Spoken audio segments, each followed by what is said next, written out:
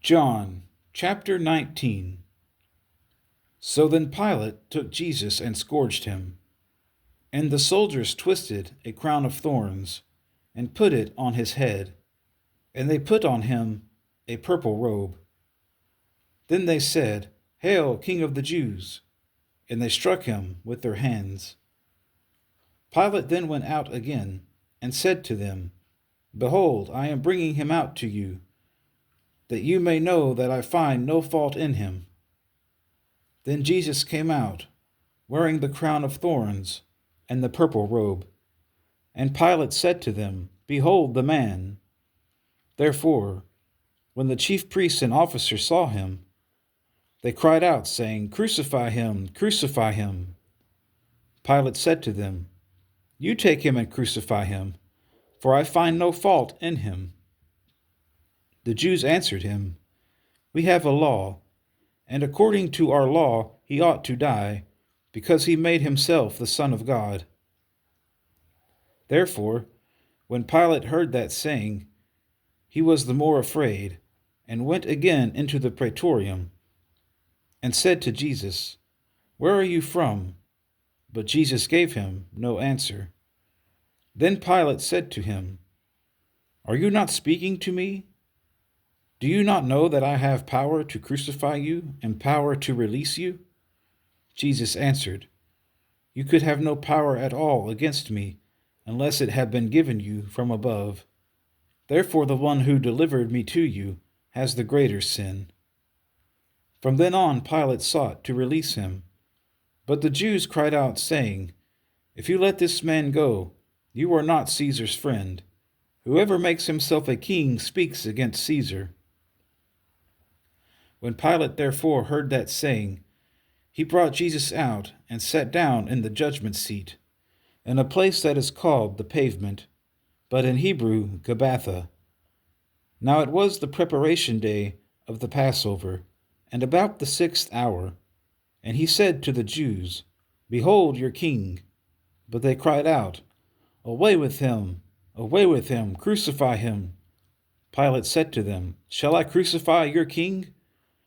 The chief priests answered, "We have no king but Caesar." Then he delivered him to them to be crucified. Then they took Jesus and led him away. And he, bearing his cross, went out to a place called the Place of a Skull, which is called in Hebrew Golgotha, where they crucified him and two others with him, one on either side, and Jesus in the center. Now Pilate wrote a title and put it on the cross, and the writing was, "Jesus of Nazareth, the King of the Jews."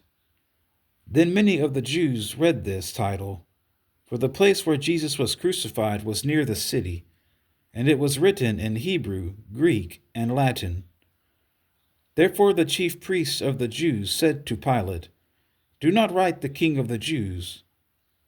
But he said, "I am the King of the Jews." Pilate answered, "What I have written, I have written." Then the soldiers, when they had crucified Jesus, took his garments and made 4 parts, to each soldier a part, and also the tunic. Now the tunic was without seam, woven from the top in one piece. They said therefore among themselves, "Let us not tear it, but cast lots for it, whose it shall be," that the scripture might be fulfilled, which says, "They divided my garments among them, and for my clothing they cast lots." Therefore the soldiers did these things. Now there stood by the cross of Jesus his mother, and his mother's sister, Mary the wife of Clopas, and Mary Magdalene. When Jesus therefore saw his mother, and the disciple whom he loved standing by, he said to his mother, "Woman, behold your son." Then he said to the disciple, "Behold your mother." And from that hour that disciple took her to his own home. After this, Jesus, knowing that all things were now accomplished, that the scripture might be fulfilled, said, I thirst. Now a vessel full of sour wine was sitting there, and they filled a sponge with sour wine, put it on hyssop, and put it to his mouth. So when Jesus had received the sour wine, he said, It is finished. And bowing his head, he gave up his spirit. Therefore, because it was the preparation day, that the body should not remain on the cross on the Sabbath, for that Sabbath was a high day, the Jews asked Pilate that their legs might be broken, and that they might be taken away. Then the soldiers came and broke the legs of the first, and of the other who was crucified with him. But when they came to Jesus, and saw that he was already dead, they did not break his legs. But one of the soldiers pierced his side with a spear, and immediately blood and water came out. And he who has seen has testified, and his testimony is true, and he knows that he is telling the truth, so that you may believe.